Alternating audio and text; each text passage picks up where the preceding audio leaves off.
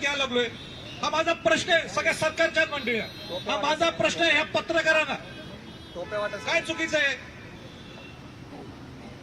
त्यांनी सांगावं. हो मी कायदा मोडायला लागलोय, हितनं परत जातो, मी हितनं परत जातो, शिवाजी महाराजांना अभिवादन करताय. मग त्यांनी सांगावं, सरकारने सांगावं की नाही संभाजी छत्रपती तुमची भूमिका चुकीची आहे, तुम्ही लोकांना भडकवायला लागलेले, तुम्ही राजकारण करायला लागले.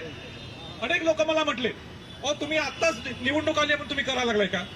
अहो ज्यावेळी स्वराज्य पक्ष आत्ताच स्थापन झाले या 8 दिवसाच्या अगोदर, त्याच्या अगोदर कोणी भूमिका घेतली हो? मी होतो. गडकड कल्याणसाठी भूमिका कोणी घेतली? हा संभाजी हा पट्ट्या संभाजी छत्रपती नुसता दुर्गराज म्हणजे दुर्गांच्या बरोबर बोलतो. कोण बोलत नाही? सगळ्या मतासाठी.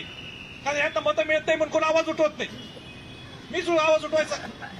जागतिक वारसा हक्काचे लोक आलेत ना आता, हे कोणी आणले? सरकार म्हणून असं आम्ही आणले असते पण त्याचे पुढाकार कोणी घेतला? ते शिखा जैन मॅडम जे त्यांच्या फिरायला लागलेत, युनेस्कोचे त्या आयकॉमॉसच्या उपाध्यक्ष आहेत, त्यांना आणलं कोणी भारतात? पहिल्यांदा भारतात नाही, आपल्या महाराष्ट्रात या संभाजी छत्रपती या पट्ट्याने आणलं.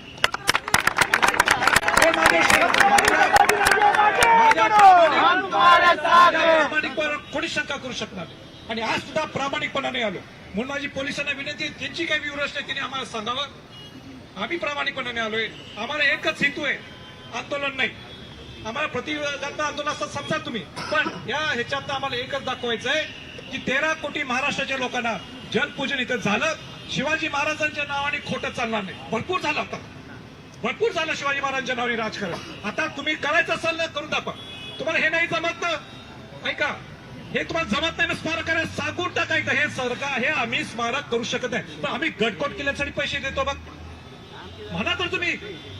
350व्या राज्याभिषेक सोहळ्याच्या निमित्ताने काय डिक्लेअर केलं या सरकारने?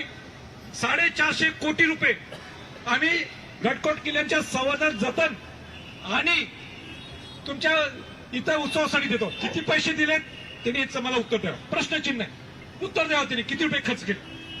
दुसरा माझा प्रश्न आहे, तुम्ही काय डिक्लेअर केलं की महाराष्ट्रातले जे जिल्हे आहेत, जे डीपीसीचं बजेट असेल त्या जिल्ह्यातल्या लोकांनी, तिथल्या पालकमंत्र्यांनी आणि जिल्हाधिकाऱ्यांनी 3% हे गडकोट किल्ल्यांसाठी आणि इथल्या स्मारकासाठी दिले जाते.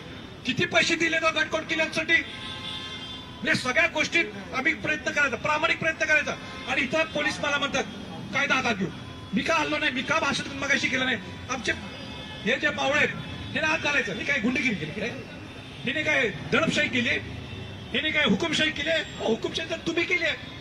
मला सांगा पोलिसांनी, माझ्याकडे रेकॉर्ड मी इथं दाखवलं कसं बोलले त्या माणसाची. तो काय म्हटलं माहिती आहे? बोर्डचा प्रमुख तो म्हणतोय माझी लहान 2 मुलं आहेत, हार्ट सर्जरी झाली माझी, मला काय करू नका, तुमचं तुम्ही बघून घ्या. तो खेरवाडीचा तो व्यावसायिक डिजिटल लावतो, त्याला काय संबंध? त्याला कॉन्ट्रॅक्ट मिळाला, 4 पैसे त्याला मिळाले मग त्याने डिजिटल बोर्ड लावले. त्याला मारलं, धमकवलं, शिवाजी महाराजांचे फोटो काढून टाकले सगळे. हे नाही बरोबर. आम्ही प्रामाणिक वागतो तर तुम्ही सुद्धा प्रामाणिक वागा. सारखा खाकी घातल्या, आम्ही रिस्पेक्ट करतो या खाकीला. मी पहिला माणूस खाकीला रिस्पेक्ट करतो. सर कुठेतरी मध्ये बोलू शिवाजी महाराजांना माझी तुम्हाला तुमची काय भूमिका आहे ती सांगा. सर एक प्रश्न, मी गाडीत बसतो, हे 2-3 आमचे आहेत ते तुमच्याशी बोलतील आणि सगळ्यांना ऐकायचं काय ठरत ते. आणि सावलीत थांबा सगळे, सावलीत थांबा.